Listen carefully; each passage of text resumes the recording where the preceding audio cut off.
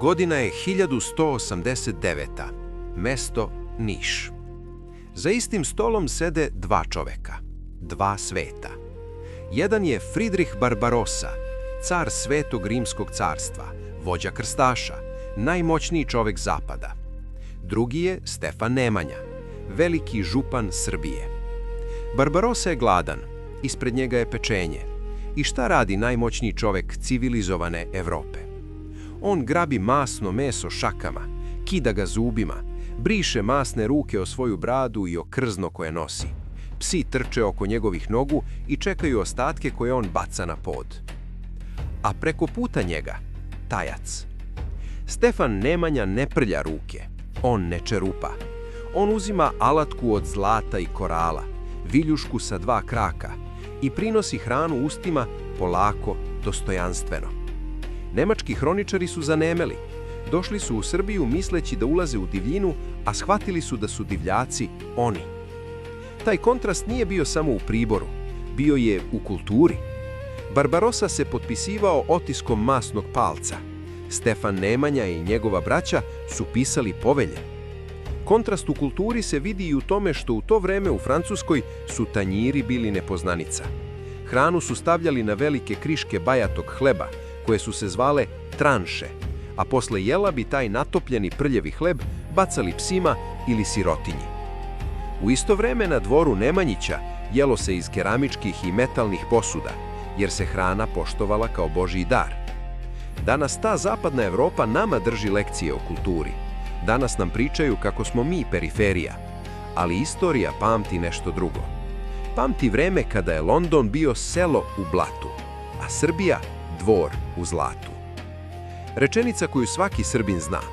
Dok su na evropskim dvorovima jeli prstima, na srpskom dvoru se jelo zlatnom viljuškom i kašikom. Ali da li je ovo samo lepa priča koju pričamo sebi da bismo se osjećali važnim? Da li je to samo mit? Ili je Srbija u jednom trenutku zaista bila kulturni svetionik, ostrvo gospode u moru varvara? Da bismo shvatili otkud zlatna viljuška na srpskom stolu, moramo da razbijemo lažnu sliku o mračnom srednjem veku. Za zapad to jeste bio mrak, kuga, prljavština, kanalizacija koja teče ulicama Pariza, kraljevi koji se kupaju 2 puta u životu, kad se rode i kad umru.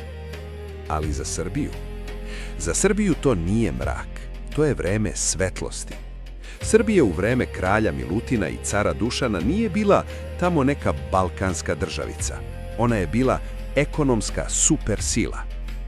Dok su se u Evropi tukli za džak brašna, u Srbiji je radilo Novo Brdo, grad od srebra i zlata. U tom trenutku Novo Brdo ima više stanovnika nego London. Zapamtite ovaj podatak. Srpski rudnici su tada proizvodili 20% ukupnog srebra u Evropi. Svaki 5. srebrnjak na kontinentu bio je iskopan srpskom rukom. To je bilo doba kada Srbija nije pratila Evropu, Evropa je pratila Srbiju. Kada imate toliku moć, vi ne jedete sa bajatog hleba, ne jedete prstima kao varvari. Vi stvarate stil, vi diktirate standarde. Ali vrhunac ove priče dolazi sa Dušanom Silnim. Dušan nije bio samo ratnik, bio je zakonodavac.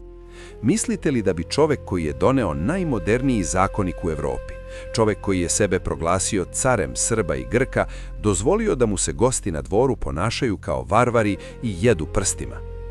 Na Dušanovom dvoru postojao je strogi protokol, postojala je titula, veliki stavilac.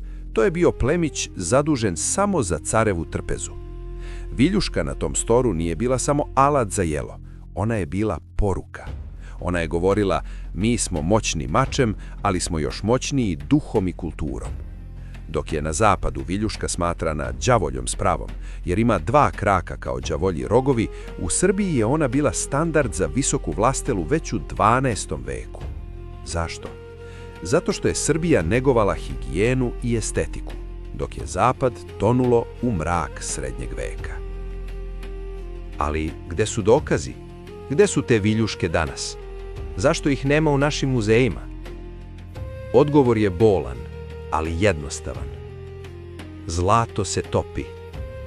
Ono što nisu odneli Turci tokom vekova ropstva, odneli su Austrijanci, Nemci, razni oslobodioci i pljačkaši. Prvo što je nestajalo bilo je zlato Nemanjića. Viljuške, kašike, pehari, sve je to pretopljeno u turske lire ili austrijske dukate. Opljačkani smo. Temeljno. Ali nisu mogli da ukradu sećanje. Istoričari umetnosti i arheolozi su na freskama pronašli detalje trpeze i zlatne viljuške, kašike i pehare. U Dubrovačkom arhivu, u knjigama zvanim Liber de Bonis, crno na belo stoji popis blaga koje su srpski plemići tamo sklanjali pred Turcima.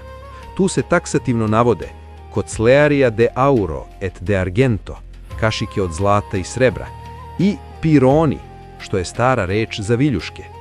Pazi sad, to piše u trgovačkim knjigama, a trgovci ne pišu bajke, oni pišu ono što vide i što mere na vagi.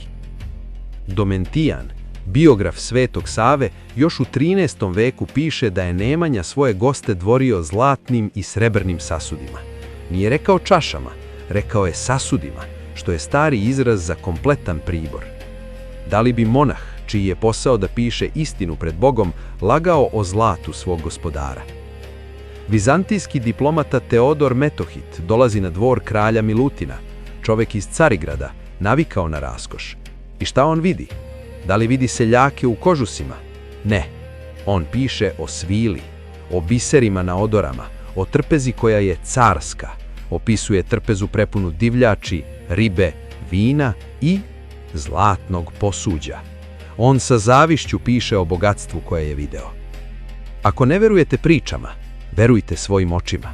Otiđite u manastir Studenicu, zadužbinu Stefana Nemanje. Pogledajte fresku Tajna večera, oslikanu početkom 13. veka. Zagledajte se u sto ispred Isusa i apostola. Šta vidite? To nije gomila mesa bačena na daske. Vidite precizno postavljen sto, tanjire i viljuške sa 2 kraka. Zapamtite, srpski slikar sa početka 13. veka je slikao svet onako kako ga je video svojim očima na dvoru Nemanjića. Za njega je viljuška na stolu bila normalna pojava. Dok je Srbija bila elita, Engleska je prvu viljušku videla tek 1608. godine, a francuski kralj Louis XIV je i 500 godina posle Stefana Nemanje meso grabio prstima. Ta razlika od pola milenijuma je surova istina koju danas pokušavaju da nam prećute. Neki će reći da preterujemo, ali zamislite se ovo. Ako smo imali zakone pre njih, ako smo imali freske koje su preteča renesanse pre njih, ako smo imali rudnike koji su hranili Evropu pre njih, zašto je toliko teško poverovati da smo jeli kao gospoda pre njih? Zlatna viljuška Nemanjića je simbol. Ona je dokaz da smo nekada bili elita. Oni su jeli rukama, ne zato što su to voleli, nego zato što nisu znali za bolje. Mi smo jeli zlatom, jer smo znali ko smo. To nije arogancija, to je istorijska činjenica. I vreme je da prestanemo da se stidimo svoje veličine. Vreme je da se ponosimo onim što smo bili, jer samo tako možemo ponovo biti veliki. Ako vam je proradio ponos dok ste slušali ovo, podelite video. Neka i oni koji ne veruju čuju istinu. U komentarima napišite o kojoj još srpskoj tajni svet ćuti, a mi moramo da progovorimo.